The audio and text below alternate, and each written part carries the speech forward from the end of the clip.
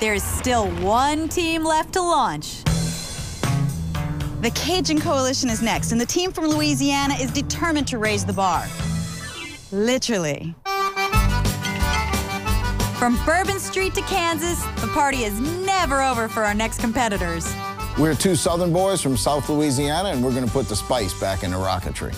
Our philosophy is that with the right know-how, you can make anything fly. One time in Florida, I was on vacation. I saw a tiki bar by a swimming pool. Instead of thinking about getting a cool drink, I thought about flying it. Well, when Whitney actually proposed the Tiki Bar, I thought for sure he was delusional, but after speaking about what we were going to do with it and the actual serving of beverages, he struck a common ground with me because I really do like the alcoholic beverages.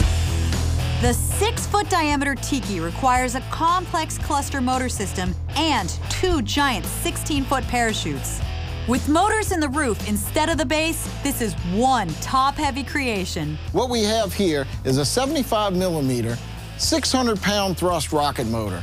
We're going to use 4 of these for a combination of 2,400 pounds of thrust. Being the fact that we have a 6-foot diameter roof on this rocket, we're using that to make a giant vacuum with vortexes equally on each side. That's what keeps this rocket stable. 4 mega motors means 4 times the fear for Team Tiki. And there is 0 room for error, or happy hour could quickly turn into closing time. If all 4 engines don't ignite simultaneously, this thing's going to tumble out of control and basically crash to the ground. This could be catastrophic in this type of cluster configuration because one motor could actually rupture and affect the other 3 motors. These crazy Cajuns are confident there's a victory party in their future. Bo and I are expecting some fierce competition at LDRS this year, but with this Tiki Hut bar design, we're going to drink everyone under the table.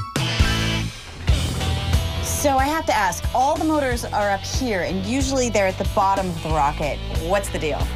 Well, it's like a front-wheel drive car. It's going to be a puller instead of a pusher. Is the fire going to come out here? Yes. And this is made of wood? Yes. Is that a design flaw, or is that on purpose? No, the flame's going to go straight through and straight out. It's going to be moving at 200 miles an hour up, so it's not going to be a problem except for a second or 2 while it's coming off the ground. Oh, I'm looking forward to this one. I usually hit the bar, but this time I'm afraid the bar might hit me, so I'm gonna way over there. They're so worried about that Tiki Bar that there's a fire truck on standby. So as far as safety goes, all the rockets are over there. The crowd's all over there, but there's just one rocket out here. Does this mean you're concerned? Carrie, I don't think it's gonna fly straight. I think it's gonna tumble. I think it's going to hit the ground with the motor still burning. Parts are going to come off, and the motor's going to set them on fire. Well, that's optimistic. I hope I'm wrong. There's no question that the Cajun Coalition's Tiki Bar has scored huge points with the judges for originality. But will its unique 4-motor design actually work? Everything comes down to this. Way out there to the left of the 80s tab, it's a Tiki Bar. It's a scratch-built rocket. Tiki Bar up in 10, 9, 8, 7, 6, 5, 4, 3, 2, 1. Go, baby!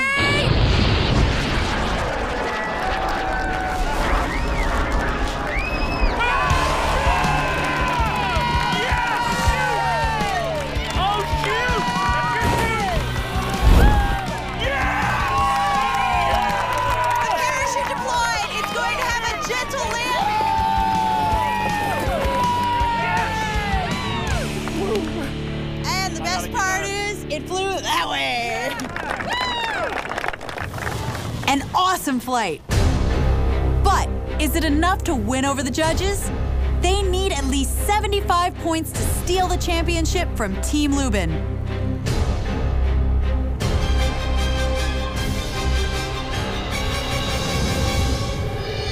An 80!